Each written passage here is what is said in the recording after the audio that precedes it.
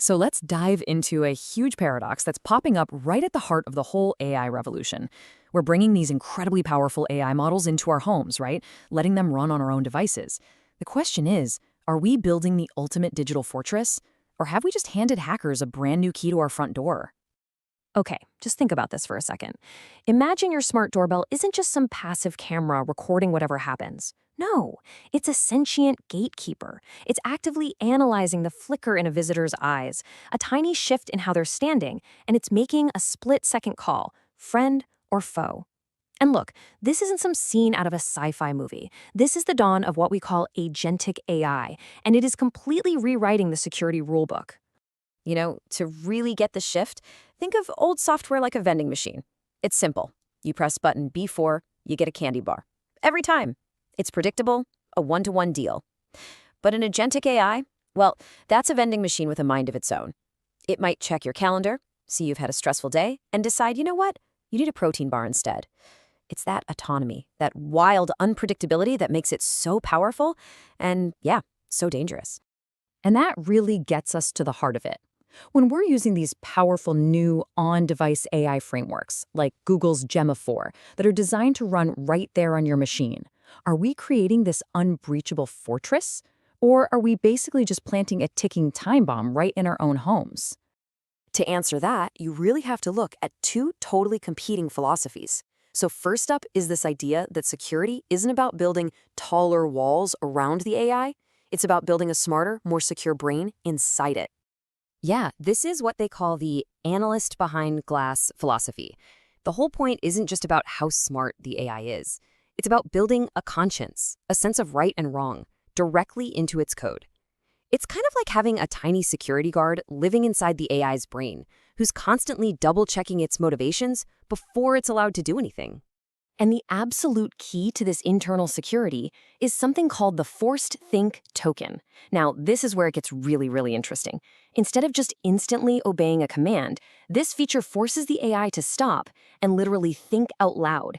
It has to show its entire thought process before it acts. It's like a built-in show me your work button for AI, and it's not optional.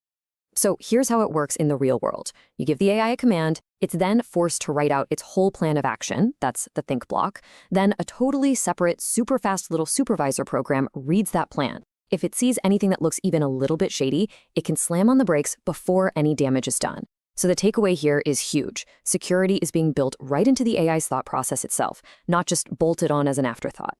But what if all that beautiful, elegant internal architecture is just a fortress made of glass?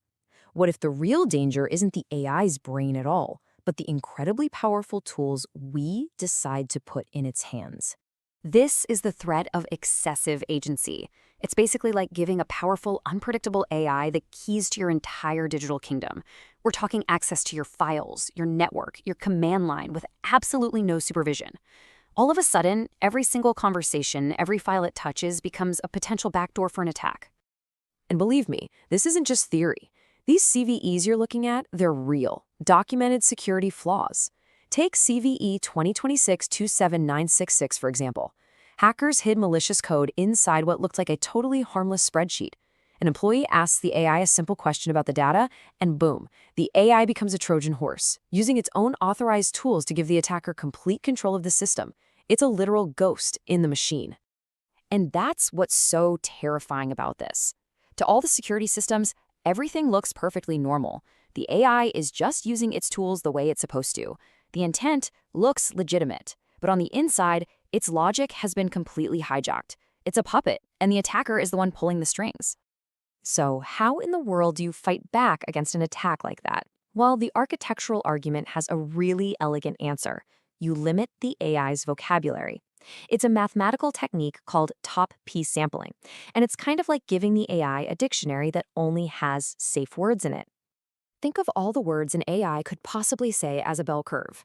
The vast majority, let's say 95%, are safe and lead to coherent, normal thoughts. But then there's this small, weird, long tail of unpredictable words that hackers can force the AI to use to build out their attacks. Top P sampling just chops off that dangerous tail, leaving the AI with only the safe words to pick from. It effectively disarms it. Okay, so we've seen this debate between securing the AI's brain versus securing its tools. But what about the world it lives in? We all just kind of assume that running an AI locally on our own machine makes it safe. But what if that's just a myth? I mean, it sounds impossible, right? How can a website sitting on a server a million miles away on the internet attack a program that's running in the supposed safety of your own computer? It's like a ghost reaching right through your screen, and it's made possible by a really deviously clever hack. Okay, so here's how the con works. You visit a malicious website. It gives your browser its address, but it also tells it, hey, forget this address in 1 second. A moment later, a script on that page tells the browser to connect again. Well, your browser has to re-request the address, but this time, the malicious server gives it a new one, 127.0.0.1, and that's the address of your own computer. Just like that, the trap is sprung. And just like that, the most fundamental rule of web security, the same origin policy, is completely broken. Your browser thinks it's still talking to the same website because the domain name never actually changed, so it happily connects that malicious code to your local AI. It is a digital bait and switch, and it is brutally effective. This brings us to this really fascinating paradox when these models move to edge devices. I mean, on one hand, putting AI in every single doorbell and oven could create millions of new targets for hackers.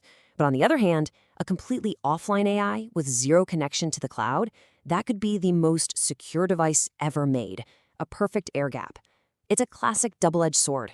But even a completely offline AI isn't perfectly safe. What if the attack doesn't come from the internet?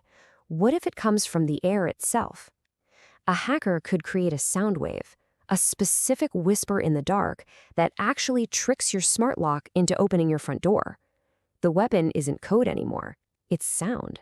So, after this whole journey through the promises and the perils of on-device AI, what have we learned? Well, it all seems to boil down to a fundamental shift in how we have to think about security itself. We've seen these two competing visions, right? The first is the fortress model, where a secure architecture and some clever math create an AI that's basically unbreakable. And the second is the sieve model, which says, hey, human error and insecure tools will always create holes for attackers to slip through. It's really a battle between the elegance of design and the chaos of reality. And this brings us to the single most important lesson of this entire explainer. The security perimeter, it's not a firewall anymore. It's not a password. It's not a piece of hardware. The new perimeter is the mind of the machine itself. So the next time you talk to your smart speaker or you use some new AI app, just ask yourself this.